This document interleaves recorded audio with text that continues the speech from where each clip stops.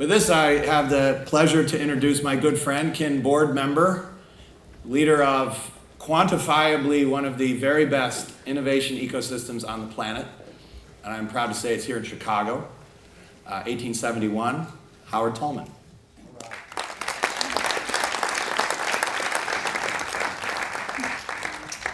Thank you. God, if that was the good news, maybe I came in the wrong door. I don't know.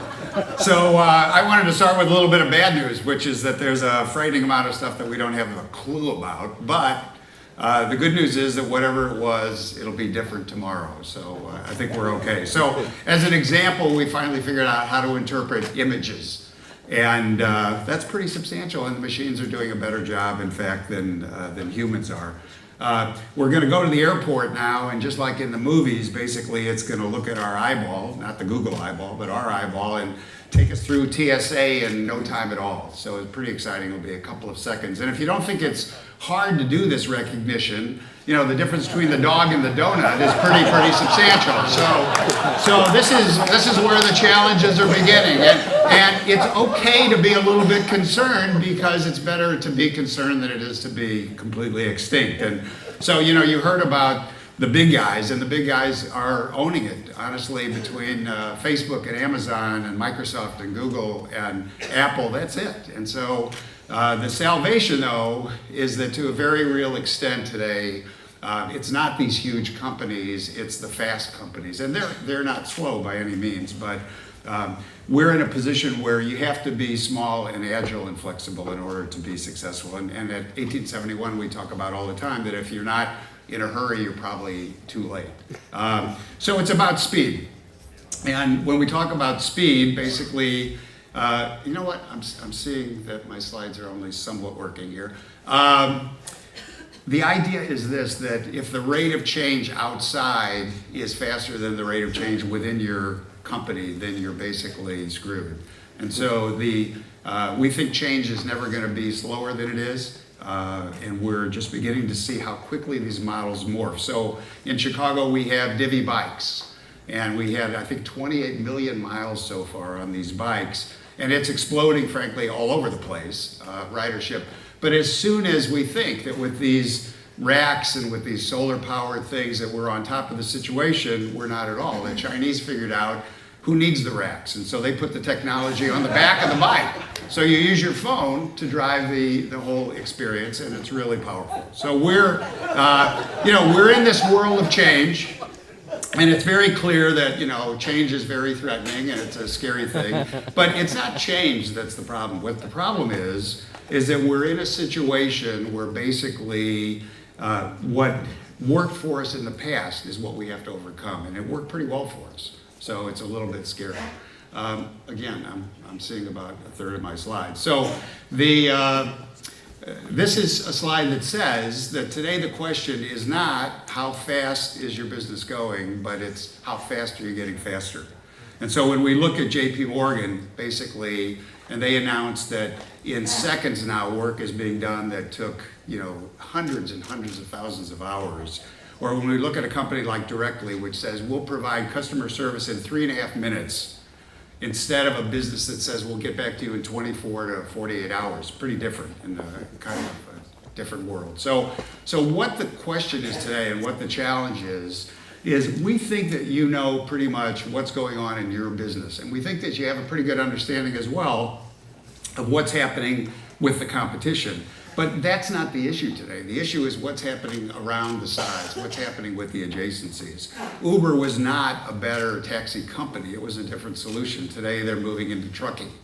The doctors don't get it either. Basically now, you know, doctors think that it's a credentials business. The truth is it's a speed business.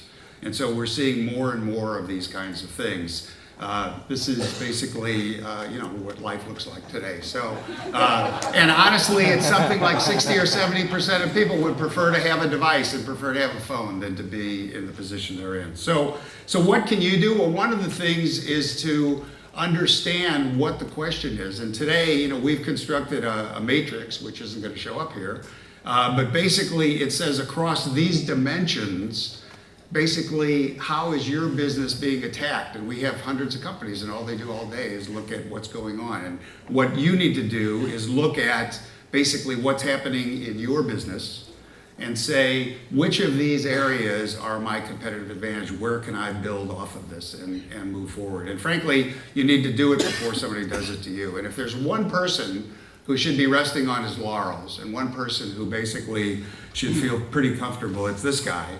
And basically what he says is, we better figure out how to screw up and change Facebook, because if we don't, somebody else will do it to us. So a little bit more bad news. What you're doing today is really not going to get you to where you need to go. The future is not going to be incremental. It's going to be radically different. Just think about these guys. Now, hundreds of thousands of them are going to lose their jobs. Some of them should get out of the truck. There's really no question. But if you look, for example, at retail, what's going on? Retail is 10% of our economy. These new Amazon stores, no checkout, no cashiers. Basically, they're growing. And we know what it's doing. And so today, if I can take your job and I can reduce it to a set of instructions, or I can basically say that what we're paying you for is to do a task over and over again, then eventually and pretty quickly that'll be a robot's job. JP Morgan just announced that bots are going to do almost 2 million of these sort of internet accesses, and that's about 140 people's jobs. And we like to say that that's going to free those people up to do more creative and more exciting things. We hope that's right, but we're not sure. Okay, so here we go again. This slide says that the issue is not just how do you use existing technology to do something better, it's how do you use these new technologies to do things you never could do before. And the example I always like to give is Yoda, the most fabricated 3D printed object today. But where we're headed is different. So about 30% of the plastic parts that go to a car dealership are in fact parts that cost more to transport than the part costs to make. And so we see these new systems that permit us to be stronger than steel and cheaper and lighter than aluminum. And in this sort of hurry up economy, nothing beats doing it right now. And that's basically what's going on. So this is the world's ugliest booth, but what it does at the airport is it downloads to your computer a movie in 1 to 3 minutes. And so commerce is changing. This is basically the ability to order through text an LP in 1 second. Basically, it says you want it or not. If you don't want it, that's fine. Same thing with lunch. So now only Amazon would say a matter of seconds was too slow. So Amazon is shipping you stuff that you haven't bought yet. Okay, now how do they do that? Well, it's a lot of different things, but the real focus is what we call cursor hover time, and you might think of that as digital drooling. And so that's Amazon looking out at you while you're looking into the computer and changing the pricing and adding incentives. And then of course they'll deliver it to you in no time at all. So basically the bottom line of this is that in every single business, you've got to be there when the buyer is ready to buy, and that's the gate. So we've built something for the 76ers. You look at the jersey through your phone, up pops a buy button, and basically in the time it takes you to order and get out of the parking lot, the new jersey will be at your home. And so that's what's going on. And what happens that's so interesting is that as soon as we see one of these channels speed up, we apply that to everything in our life. And this is what we are as consumers. And so basically, these are progressive. And what was terrific yesterday is just so what today. And that's the new world we're dealing in. So speed, simplicity trump just about everything else. In fact, we don't even care what things cost. If you don't know what this is the Amazon dash button. So you put it on your washer, and as you pour the last of the Tide out, you press the button, and on your doorstep in about an hour and a half, there'll be a new container of Tide. Do you think for a minute that you know what you paid or care? Not a bit. Do you think you're going to wait 3 days for a coupon to see if Downy is on sale at the end of the week at the grocery store? No way. So 200 brands are using this button already. In most cases, it's obvious where the button should go. In some cases, it's not that clear. It's not exactly clear. But the real measurement, the real focus that we're dealing with is sort of a new idea. It's not Net Promoter. It's not CSI, okay? It's basically a question of how hard or easy is it to do business with your business? And so if you haven't seen this commercial, this woman is out with her kids. She's having her car loss adjusted. She's visiting with the kids in the Statue of Liberty. This is Liberty Mutual. This woman is keeping her kids from being killed in the body shop because she didn't use the phone. So what's going on? It's how basically can you eliminate the friction that is in the way of your business? And that's going to be more and more the question. How easy is it to do business with you? And you heard Dawn say, and we believe this is absolutely the case, and that is the data is driving everything. The data is the future. And we're moving from looking backwards analytics to getting ahead of the consumer, to really changing the game in very interesting ways. And this is happening in every industry. So in real estate, basically, Google does a better job today of predicting real estate trends than the industry does. In the credit card business, how creepy is this? They're predicting early divorces. How do they do that? Okay. Same city hotel charges, all right? Flowers sent not to your home, okay? Buffing up, apparently, singles bars. Now, why do they do this? Well, they are perverts, but that's not actually why they do this. They do it because when you're about to get divorced, all those charges were incurred by your soon-to-be ex-spouse. It's pretty frightening. And so they are actually preemptively dealing with and measuring that process. It's pretty astonishing.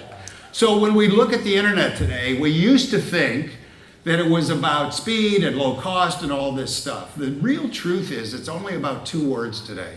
And those 2 words are transparency and efficacy. Every single business today will need to understand that your competitors and everyone else knows exactly what you're doing in your business. And 2, efficacy, they'll know how well you're doing it. And if you're not doing it well, they have unlimited choice. And that unlimited choice permits them to do and to redefine the idea of sunk costs and commitment and loyalty. And so today for us, loyalty means a really interesting thing.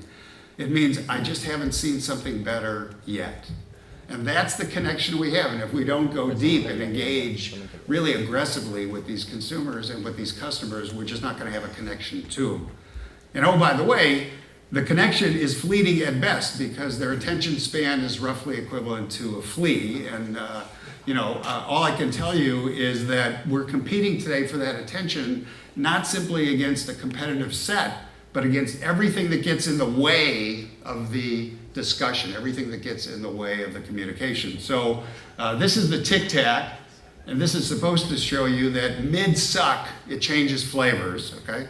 And that's because they were concerned that you would get bored, okay, with that. So that's a pretty frightening prospect. This is a survey that was done not too long ago comparing our attention span to the goldfish.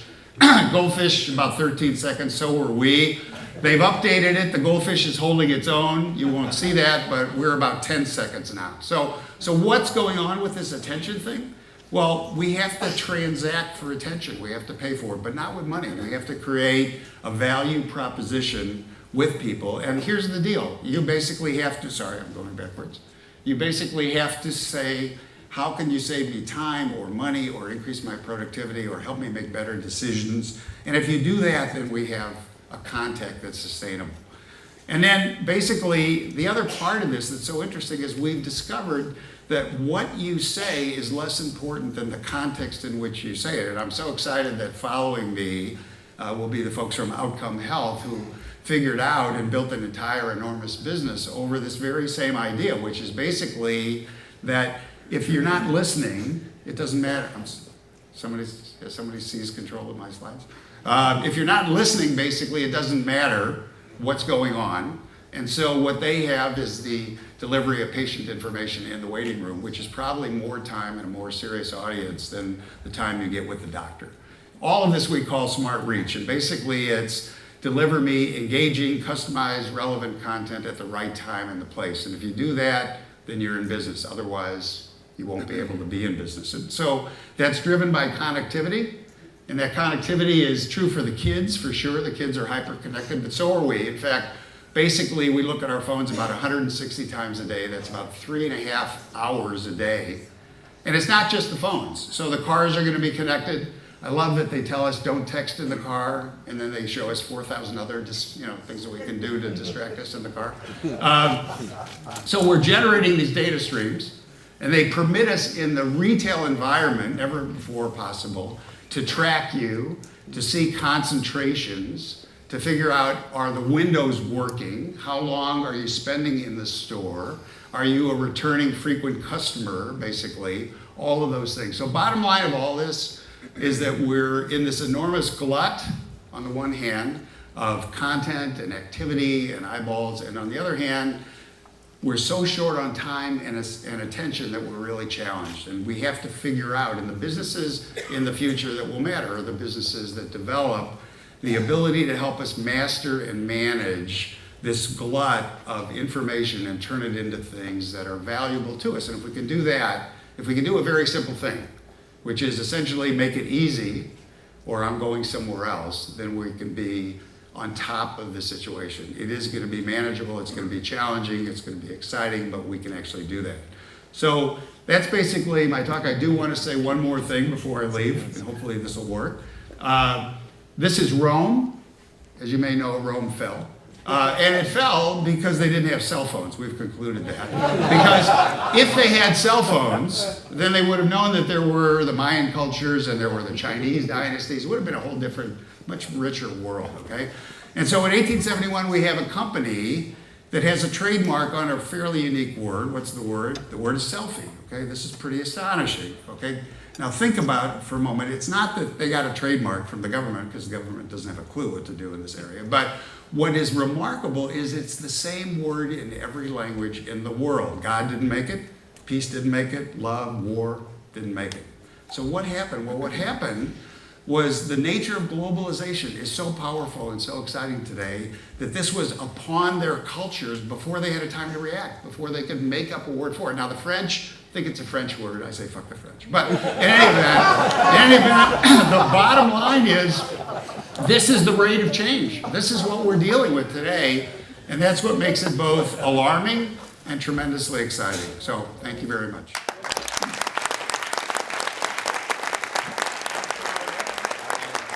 As always, I believe I've seen you speak probably 25 times. It's always a little bit different and always exciting. By the way, I have to stick up. Very different. I apologize for whatever the tech issue was with your slides, but I have to extend my hand of love to my French friends around the world. Remember, we have this beautiful perfume. I made